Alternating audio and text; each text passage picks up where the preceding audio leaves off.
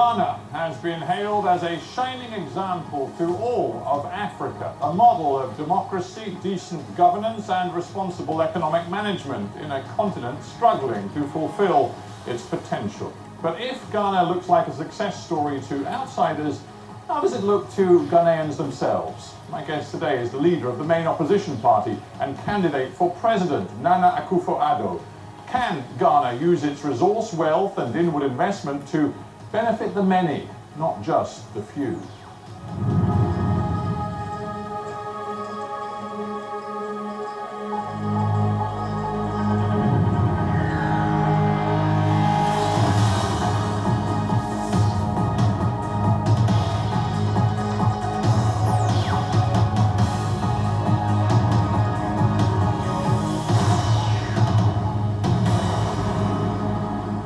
Nana Akufo Addo, welcome to Hard Talk. Thank you very much for having me.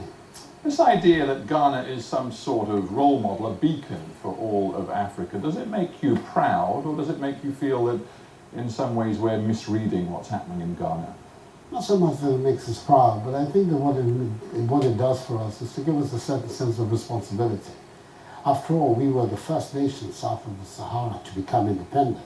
So the developments in Africa have a particular resonance for Ghanaians. We have set, and then from the early days, and our first leader, Kwame Nkrumah, the whole Africa project was very much a Ghanaian project.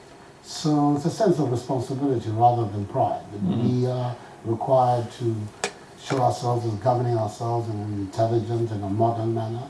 I think that is what the whole democratic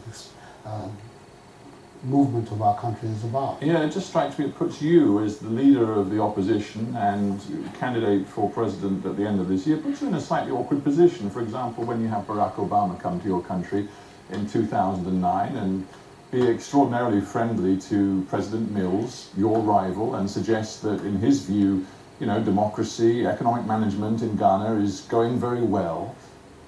It's not necessarily what you, as leader of the opposition, want to hear, is it?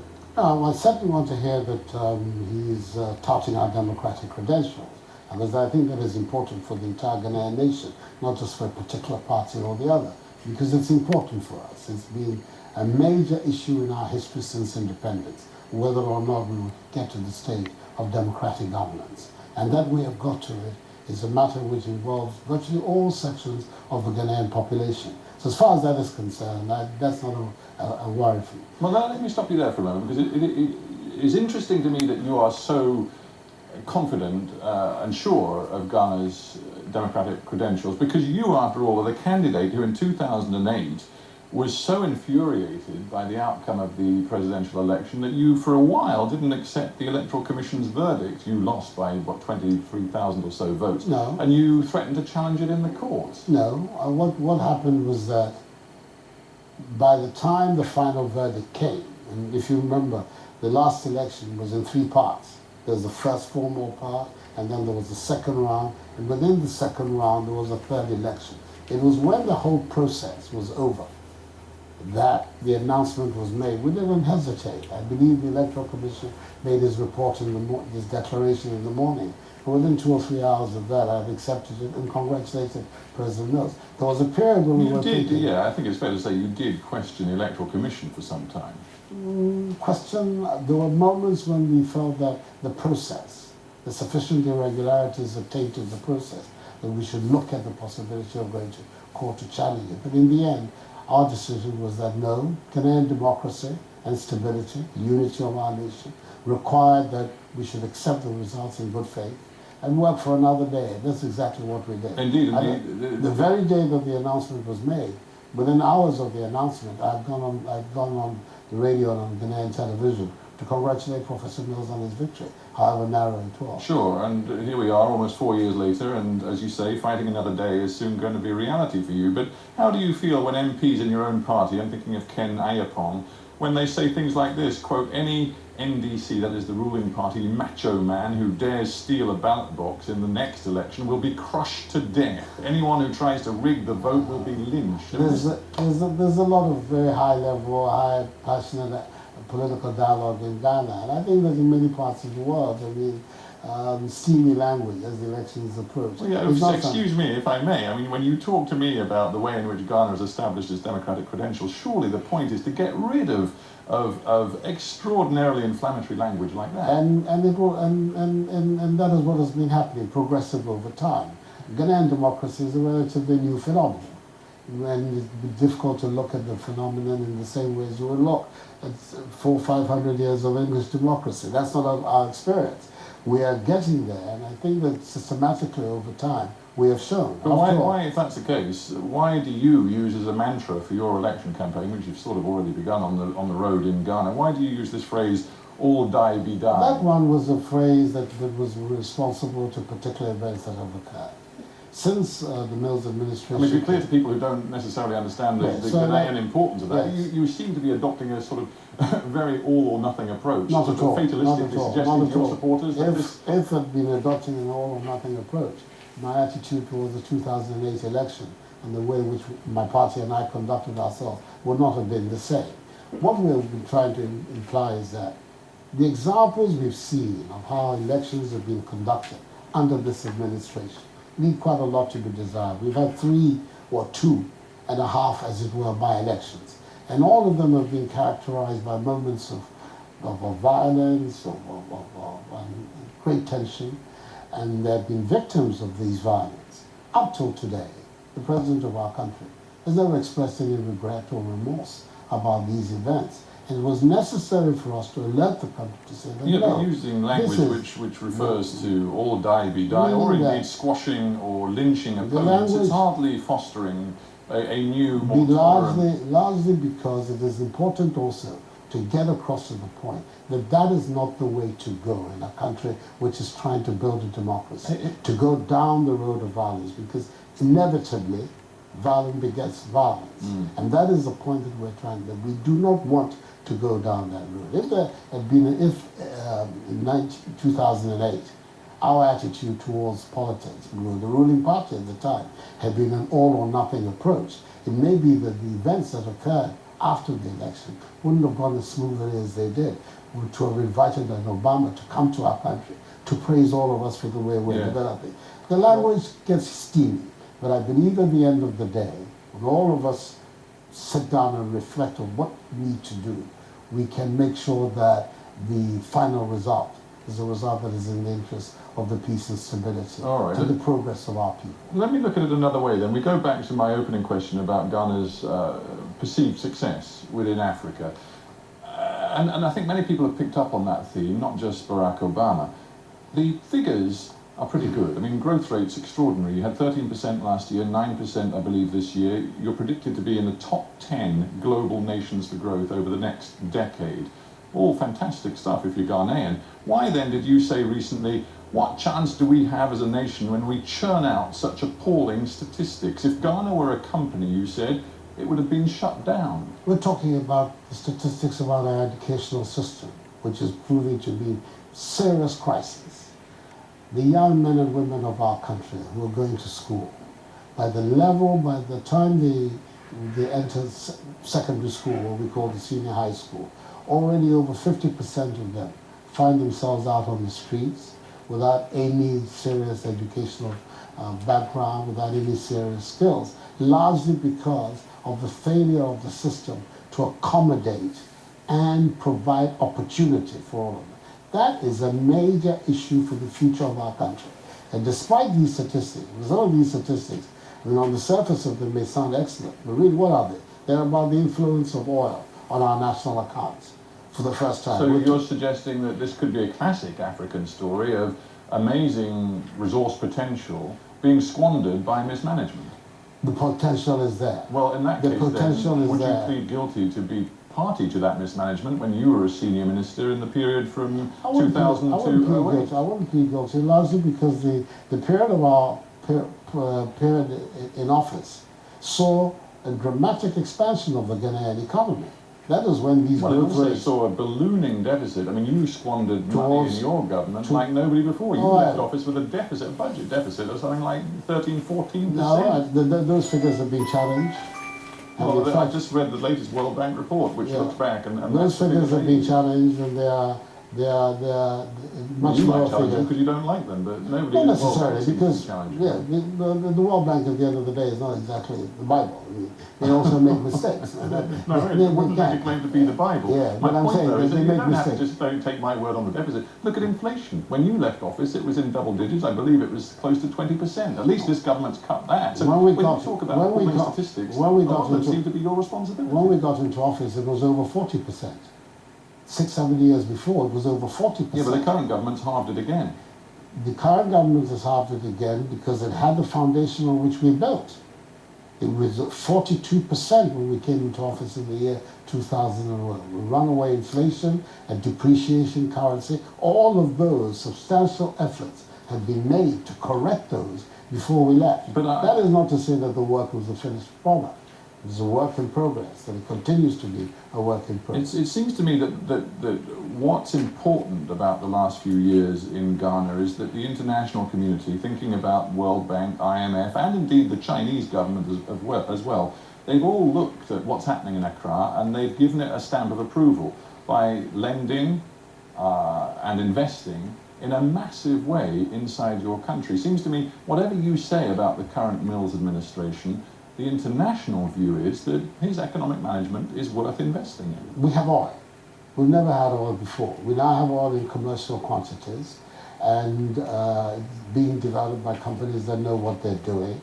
And the first oil is really the biggest responsibility for this dramatic expansion of our national accounts and receipts. Well, are you sure? Because look at the reality. I mean, it's going to be huge because you've got up to 700 million barrels worth in the sea just off your shores. But that's exactly what it is. No, but hang on a minute. The reality is, if we're talking about deficits, we're talking about economic management. Right now, you're only pumping about 70,000 barrels a day. So you can't say that everything that's been achieved in the last 4 years is all about oil revenue. The figures that the president himself gave in the State of Nation of Risk was that oil revenues last year were over $400 million.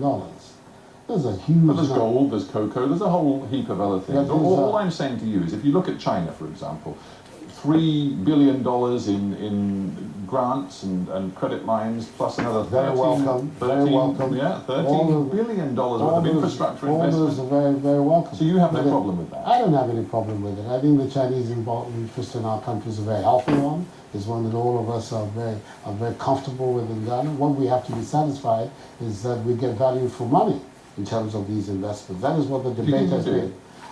There are serious questions about it, the way that the loans were structured. In Parliament, we spoke about it in very clear terms. We have continued to insist that much better negotiations could have taken place over the money and how it was to be spent. And what about the quality of the infrastructure work the Chinese offer? In Angola, there are many people who are now talking about roads being washed away, hospitals subsiding because they were poorly built. And these are all part of the argument as to making sure that we get true value for money. And that is why there's been a hesitation on our part in endorsing this opening. What it is, and I think that is something that we should make very clear, is that we welcome the interest of everybody in the development of the Ghanaian economy. How we handle that interest and how it plays in favor of the majority of our people, the masses of our people, that's our concern. And to be clear about it, and I am interested in the way you've hedged some of your approval for what the Chinese are doing in your country. To be clear about it, if you are Ghana's next president, will you, for example, allow them to build up a significant stake in your oil industry and in your extractive mineral industries? If they're going to do so in terms that appear to us normal and mutually beneficial, why not? So that's a yes? Yes, absolutely. What sort of percentage stake could you imagine the Chinese ultimately we'll see. We'll see. We'll see how the history will play itself out. Because the Ghanaian people will have to vote for you. They want to know what your vision is of the degree to which you'll let China buy into your economy. What it is that we will look on a case-by-case basis at everybody who's interested in coming into. Could they have a controlling stake in I don't think we want anybody to have a controlling stake in our matters. We don't want to be the pawn of any power, whether it is left, right, Chinese, American, or anybody else. We want the controlling stake in the Ghanaian economy to be in the hands of Ghanaians. Do you think, let me ask you this final point on China. Do you look across your own continent and feel that some countries are in danger of allowing China too much power and too much control in their economy? I think that what it is that we should be all very clear about is that so long as we continue to be raw material producing countries, changing the destination of the export of those raw materials doesn't necessarily change the basic facts of life of our economies. And it is the changing of those basic facts that is the critical challenge for us. So seeing China becoming now the destination of preference for the export of African raw materials, as far as some of us are concerned, doesn't change the facts about the African economy. It is the fundamental nature of the African economy that we require to change if indeed we're going to bring prosperity to the mass of our people. And that is to move away from raw material producing economies to industrializing value-added economies. That's the challenge for us. And to the extent the Chinese investment, American investment, French investment, Japanese investment, converted British investment plays into that fundamental objective, I welcome it. To the extent that it attempts to dilute or divorce itself or veer away from that, I would be critical of it. Right. Our fundamental objective is what we need to see established in our relations with whoever. Yeah, all right, well, I've got that point, but I've been reading some of your campaign speeches over the last few weeks and months. You consistently accuse the Mills administration of overseeing rampant corruption. I think it's fair to say, looking back through Transparency International reports and many others, that corruption's been a problem in your country for a long time. It certainly goes back beyond the Mills administration into your administration and beyond that too. But I just look at what the current government has done, for example, signing up to the Extractive Industries Transparency Initiative, which the Angolans, for example, refused to do, introducing proposals for transparency in the auditing of contracts and other things in the oil business. Seems to me they're making a real effort to do things differently in Africa. But at the end of the day, what are we left with? For instance, in the management of our petroleum revenues, our original position was that we should create a special petroleum account outside the consolidated fund so that we could look and track these revenues in an open and transparent manner. Because if you put the monies directly into the budget, the difficulty exists of finding out exactly how they play out. That, for instance, was a position that the government did not subscribe to. That we should create a special account which would enable the tracking to take place. Do you believe that, as is perhaps the case in Nigeria and Angola and Equatorial Guinea, there is a real danger that this discovery of major oil off the coast of your country could become a curse rather than a blessing? That has to be a concern for all of us Ghanaians. And the only way we can address it is the institutional arrangements that we make in the management of this new resource. It has to be. It has to be a constant source of anxiety and worry for each one of us, that if we don't put in the proper mechanisms, the proper institutional arrangements, it shouldn't be. It should be a source for us of additional resources that would enable us to focus on the transformation of our economy. I just wonder why the Ghanaian people should believe that you are any more committed to a transparent oil industry, and not just oil industry, but the transparency generally in the relationship between politics and business than the current administration. Because frankly, your record as a justice minister and senior minister in the previous administration doesn't suggest that your values, frankly, are any different from theirs. The values are very different. First of all, we're talking about people, I'm talking about us, who were at the very forefront of the struggle for democracy in Ghana. And what did that mean? That meant that we want an open system of government, accountable government. And that has been the very strongest driving force behind the political careers of many of us who are now today in the opposition. Making sure that our country didn't become like, so it become in Africa, one-party government, authoritarian government, that would be open democratic government. So that's the first.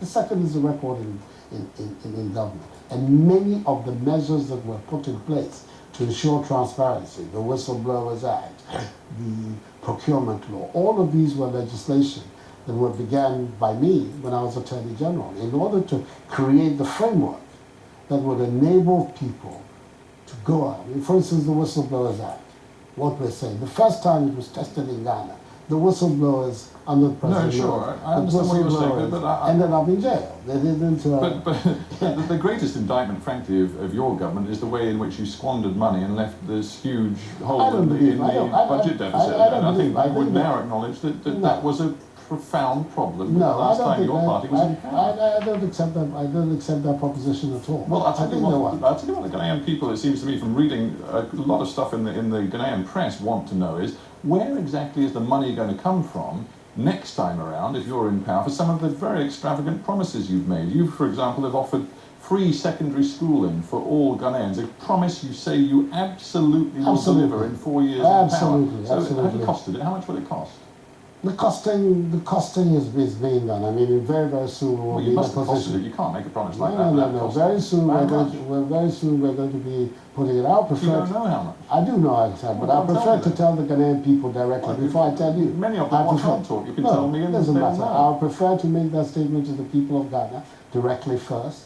As to the cost and any So you do know the cost? Oh, we do, and we have a very good idea how also we're going to finance it. Well, you're obviously not going to give me the figures, but just tell me how you're going to pay for it. It's clearly going to be a very great cost. You've got to train the teachers, you've got to build new schools. All of that has been adequately costed, and we believe that, first of all, the new revenues will help, more efficient management of what we have now, growth in the Ghanaian economy. These are the three sources which are going to enable us to fulfill that promise. And it's a promise that has been solemnly made to the Ghanaian people and is going to be solemnly kept. Not because it's a campaign promise, but because it is a necessity for the future of our country to educate all our young people and not to acquiesce in a situation whereby only segments of the community that have some money are able to educate their children. It's an interesting point. It's a major issue of human capital development. Indeed. And if we do not make the effort to achieve that, the development paradigm that we want to achieve is going to be very difficult for us to do. Let me quote to you the words of Patrick Awuah, a Ghanaian who used to work for Microsoft in the US. He came home, he set up a private university just outside Accra. I believe it's very successful. He says Africa's reached an inflection point. The march to democracy across the continent is unstoppable, but he says we can bring change in one generation. The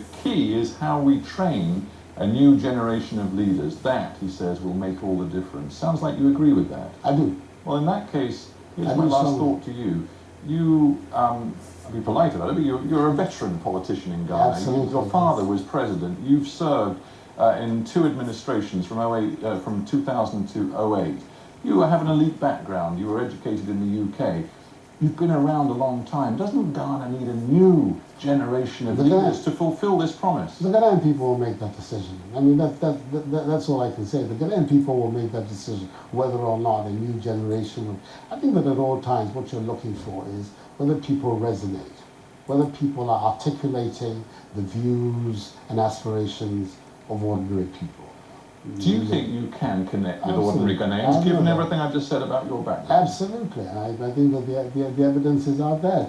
The evidence is quite clear out there. If one well, it isn't clear, because you lost the last election. By a hair's breadth. By a hair's breadth. If one was so out of touch with the realities of the lives of ordinary Ghanaians, perhaps the margin would have been even stronger. I think that you can look at those statistics either way. But I have no difficulty in asserting that indeed one connects and will continue to connect, because you're talking about the matters of concern to ordinary people, their access to education, their access to jobs, how the economy is impacting on their lives, whether or not it is going to be possible for us to continue to operate the kind of economy that we've been operating so far. These are the critical questions. They're the questions, and you will have to answer them in the election campaign. I hope to have you back when you are president, or indeed if you fail to be president. But thanks for being on HARDtalk. Thank you indeed for having me.